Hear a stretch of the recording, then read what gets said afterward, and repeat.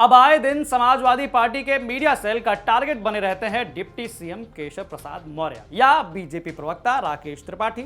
लेकिन कल काउंटिंग के दौरान कुछ ऐसा हुआ कि सब हैरान रह गए और डिप्टी सीएम केशव प्रसाद मौर्य पर हंसने लगे।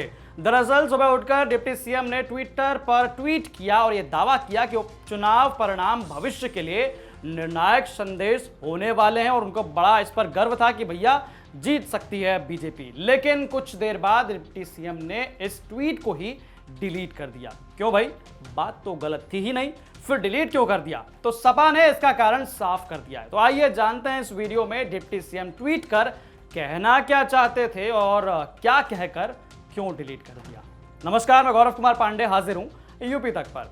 कल भैया 2 विधानसभा सीट पर और 1 लोकसभा सीट यानी मैनपुरी पर उपचुनाव की काउंटिंग थी। रामपुर और खतौली पर हुए उपचुनाव के नतीजे जो हैं वो ये थे कि खतौली विधानसभा सीट पर आरएलडी और समाजवादी पार्टी गठबंधन उम्मीदवार जो है मदन भैया, उन्होंने बीजेपी की राजकुमारी सैनी को 22,000 वोटों से हरा दिया। हालांकि समाजवादी पार्टी में जो वरिष्ठ नेता आजम खान, उनके गढ़ रामपुर में बीजेपी उम्मीदवार आकाश सक्सेना ने सपा के आसिम राजा को 34,000 वोटों से मात दी। जो नेताजी के जाने के बाद सीट खाली हुई थी मैनपुरी, वहां पर डिंपल यादव ने लगभग 2,88,000 से भी ज्यादा वोटों के अंतर से बीजेपी कैंडिडेट को यानी रघुराज शाक्य को हरा दिया।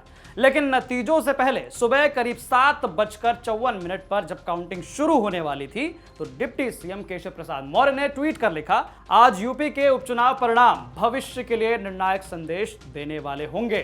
तभी सपा नेता आईपी सिंह ने रिप्लाई करते हुए कहा कि भैया ट्वीट मत डिलीट कर देना।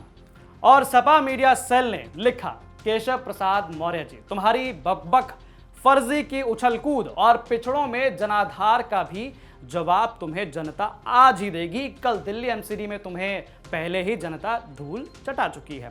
इसके बाद तो back to back Sapa media cell tweet करती रही भैया। इसके बाद तो केशव प्रसाद मौर्य ने जो है देखते ही देखते अपना ट्वीट डिलीट कर दिया। उसके बाद समाजवादी पार्टी मीडिया सेल लगातार ट्वीट कर हमला बोलती रही, जैसा कि पहले भी बोलती आ रही थी। केशव प्रसाद मौर्य, सुना है तुम पेरिस गए हो। पेरिस तो सुगंध और फैशन का शहर है। तुम्हें फैशन के बारे में एक घंटा वाला जो है एक सिंबल है, उसके आगे लिखा है कि अकल नहीं।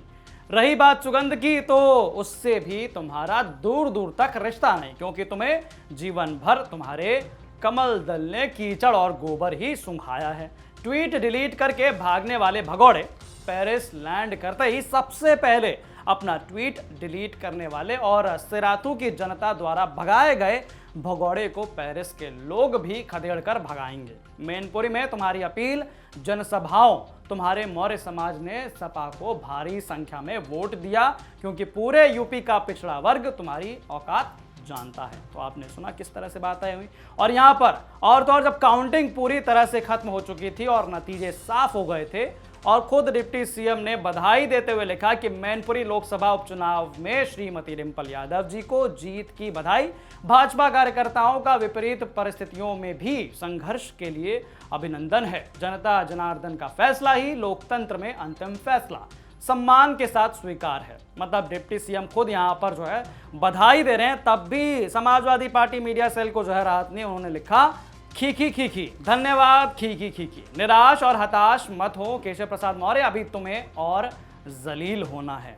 तो यहाँ पर जब डिंपल यादव जीत गई थी तो केशव प्रसाद मौर्य ने बकायदा बधाई का एक संदेश दिया, लेकिन वो भी समाजवादी पार्टी को कहाँ गंवारा था। वहां पर भी उन्होंने लिख दिया कि भैया अभी और आगे जलील होना है।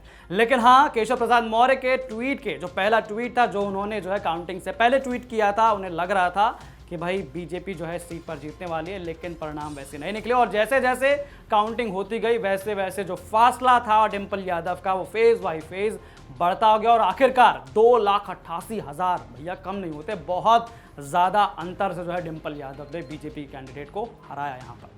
और तब जो है बीच में जब उनको आभास हो गया था तो केशव प्रसाद मौर्य ने उसे डिलीट कर दिया ट्वीट को। बहरहाल तो इस तरह की तमाम खबरों के लिए आप बने रहिए और जुड़े रहिए, देखते रहिए यूपी तक। नमस्कार।